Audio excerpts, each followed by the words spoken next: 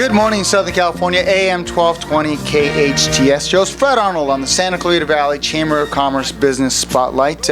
I'm joined by Hijab Zubairi, and Dr. Hijab Zubairi is from UCLA Health, but her credentials are very extensive. Biology and comparative relations from UC Berkeley, your undergrad? Mm-hmm. Is that right? And then you received your medical degree from the University of Vermont. Ooh, that just sounds cold. It was. It was. And anyhow, you're board certified in internal medicine and pediatrics. We're going to talk today, and this is what I love about UCLA Health coming on our show, is the topic. We're going to talk about global health and community outreach. So how is global health an important aspect of healthcare in America? Well, we live in a really global community nowadays.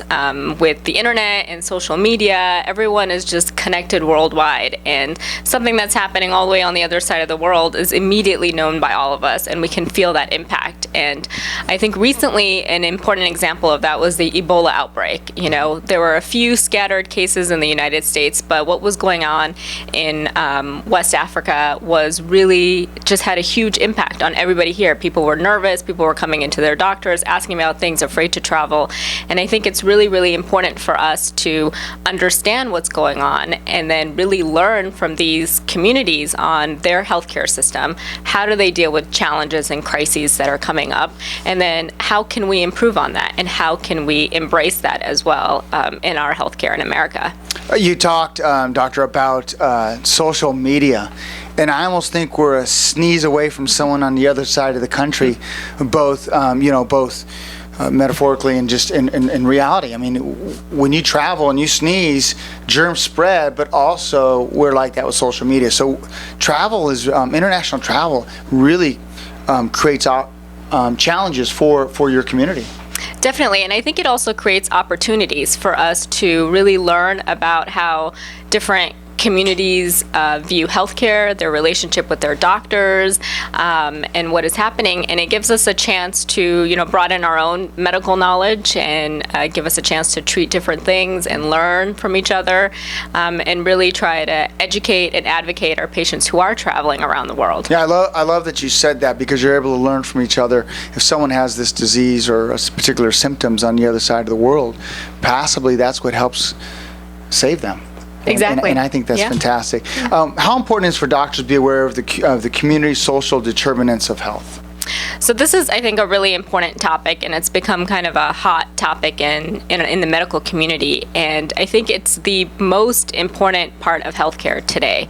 So a lot of the times as physicians, we get focused on, I want to make sure your blood pressure is a certain number or your diabetes is really under control.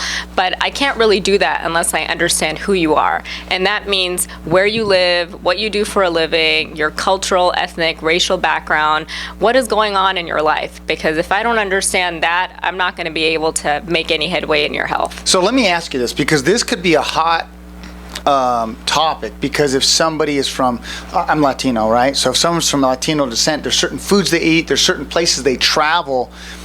Is it socially acceptable to dig into that to give them better health? Because that seems to be a concern that so many people have, but it makes sense to me because of your heritage. Yeah, I think definitely it's socially acceptable. Of course, we always want to be respectful of other cultures and their backgrounds. And I think the most important thing is not to stereotype anyone and just ask.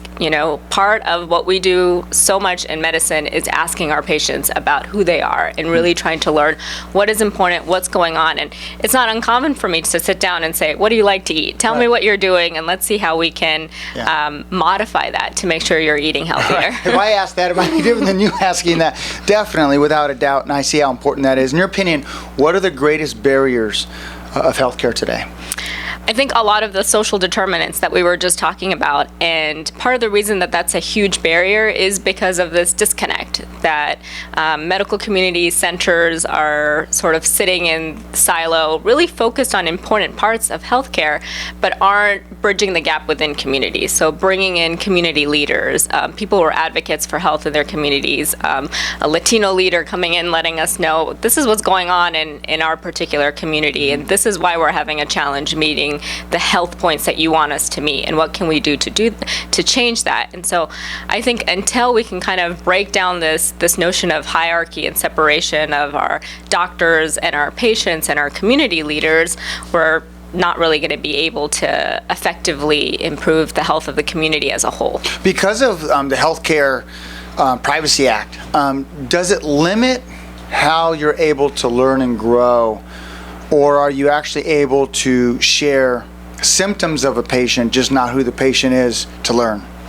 Yeah, I think sometimes people are worried that they may overstep that, and I think that patient privacy is always very, very important. We never want to, purposefully or accidentally hinder that, but it is completely appropriate to talk about things in general and use things that don't identify anyone in particular, the individual in particular, to learn more about what's going on. That's good, because we need as much. If I'm sick, I'm hoping you're talking to whoever you need to talk to get better, whether it's my children, my friends, my family, the community, you name it. How can the medical community help individuals obtain and understand health insurance?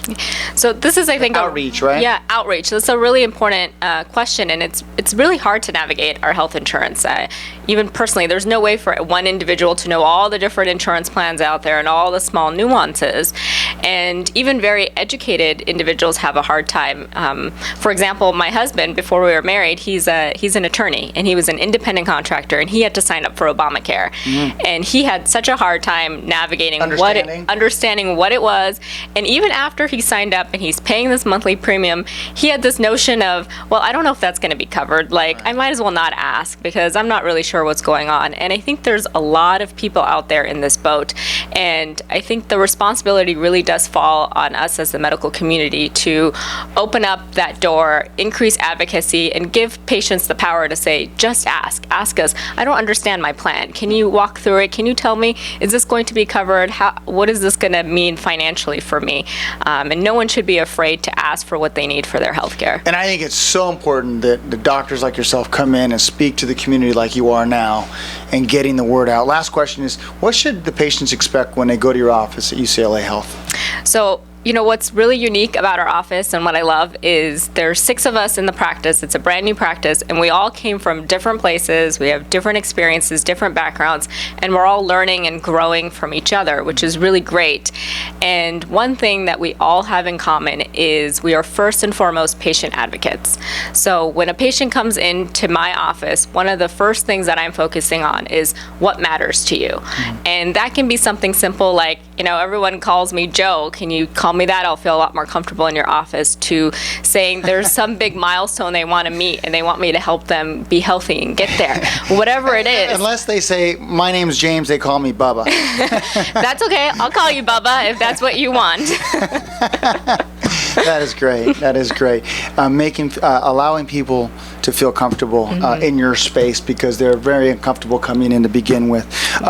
Doctor, those that want to reach out to you, how can they reach you for more information on whether it be global health, community outreach, or pediatrics, internal medicine? Sure. Our office number is 661-753-5464. I'd be happy to talk with anyone anytime. Thank you very much. Ladies and gentlemen, Dr. Hijab Zubairi with UCLA Health. I hope you enjoyed this edition of the Santa Clarita Valley Chamber of Commerce Business Spotlight. This is your host, Fred Arnold, on AM 1220 KHTS.